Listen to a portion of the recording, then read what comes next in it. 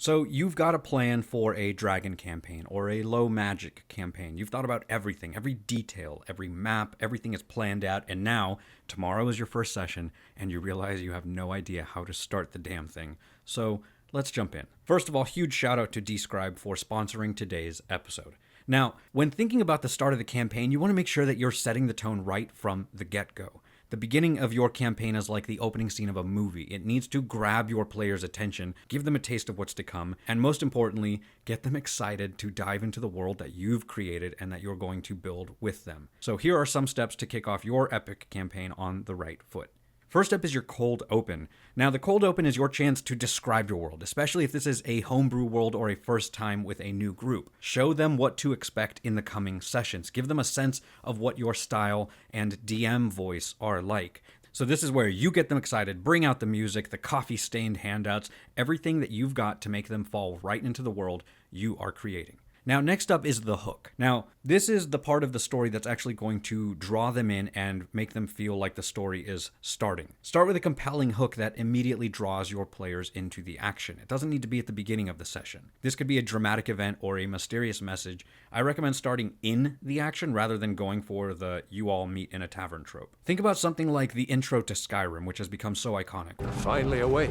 Where you're about to be beheaded and a dragon attack not only kickstarts the story, it saves your life and leads you to meet the NPCs that will help guide the narrative. But if you'd rather keep it simple and have everyone talk over drinks in a tavern, you do you, it's your table. Whatever you choose, make sure it aligns with the theme and tone of your campaign. Then there's your character intros. A lot of players, especially new players, will just read what's on their sheet when introducing their character. I'm a level 3 rogue. I have leather armor. I'm a half-elf. My strength is an 18. I want to challenge you to ask your players to put their sheets aside and talk about what they look like. What is their vibe? How do they act? How are they sitting? By asking them these questions, you're asking them to visualize their character in their head rather than in numbers on a piece of paper. This is the first step to getting into character and getting involved in the story itself and getting immersed in the story. So give them a chance to talk about their characters, what they're about, and what they are doing in the setting. You do this for 5 players, and now you have a 30-minute to an hour-long session so far, and you have a full scene unfolding in front of you.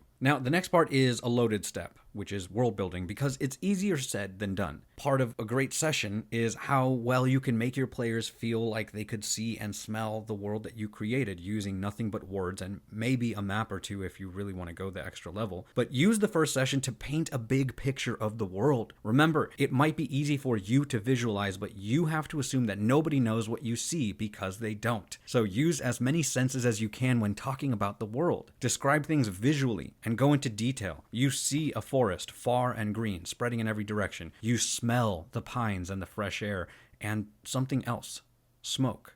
You see smoke rising far off in the distance near the base of the mountains. And you can take this one step further by using immersive platforms like dscryb, shameless plug. Look, I get it. You want to be the DM that blows everyone's mind. You want to have a session so good that players can't stop bragging about you.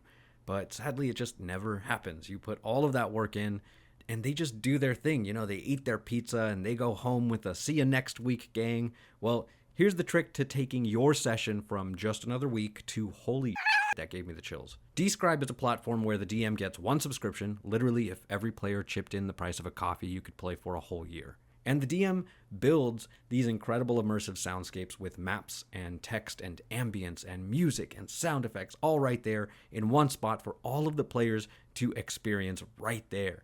And if you want to check out what I mean, click the link down below and use my code FANTASYFORGE. I literally got chills the first time I was being run through the program. I can't even imagine what it must be like for players the first time. So go check out dscryb. You won't regret it. It's the secret trick you've been looking for. And if your players don't lose their minds the first time you introduce it to them, then honestly, they just don't deserve you.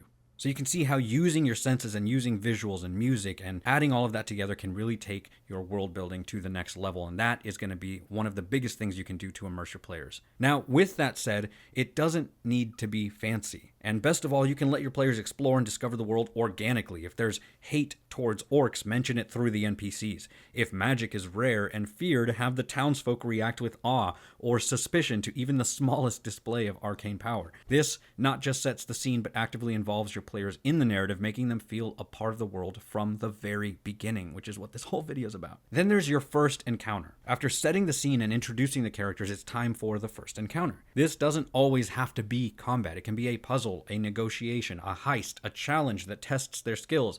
The key here is to tie it back to the hook that you've presented. If the dragon attack was your opener, maybe the first challenge is to rescue villagers trapped in a burning building, giving the players an immediate sense of heroism and purpose. This encounter should give a taste of the campaign's themes and its tone, maybe the genre, be it the brutality of dragonkind, the scarcity of magic, or the fragility of civilization in a wild land. Whatever it is, just make sure that first encounter and that your hook really pull on those. Then you want to drop hints of the main plot. Once the initial excitement settles down, you want to start to weave in the main plot in the first few sessions. You want to drop hints of the larger story. After the smoke clears and the townsfolk are saved from the burning building, they see a mysterious character in the smoke that turns and walks away. Ooh. This makes them wonder how or why they were involved in the dragon attack, or unveil a significant event that ties back to a character's backstory or their motivations.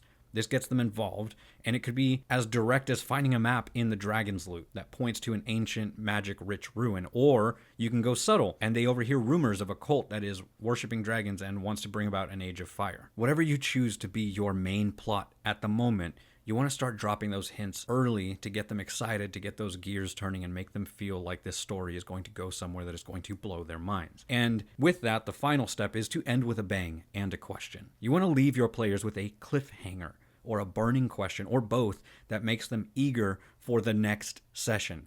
Maybe as the smoke clears from the dragon attack, they see that there's this sigil that nobody recognizes, and that suggests this greater mystery. This sigil could be on fire or whatever. Or perhaps as the smoke clears, they might uncover a rare artifact that nobody has ever seen before. This is especially important if magic is not common in your world. By throwing in something like this, it throws the characters into the narrative right away, and it will make so many questions come to mind, and it will excite them for the next session. And after the session is over, take a moment, reflect with your players. What did they enjoy? What could be improved? The feedback is crucial for tailoring a campaign to ensure that everyone has the best experience possible.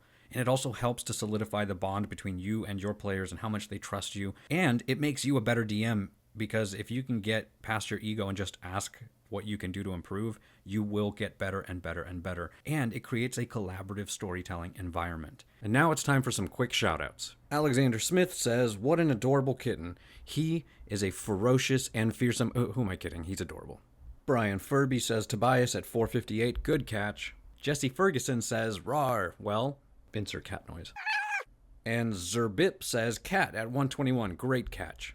Now, if you've been paying attention in today's video, leave a comment with the timestamp of where you saw Tobias, and you just might get shouted out in the next video. So there you have it. Starting an epic campaign is an art, and it requires a blend of preparation and adaptability, but by focusing on engaging hooks, character-driven narratives, rich world building, and meaningful encounters, you can create a campaign that captivates and excites your players every single time. But if you do it right from the get-go, you will start a campaign the right way.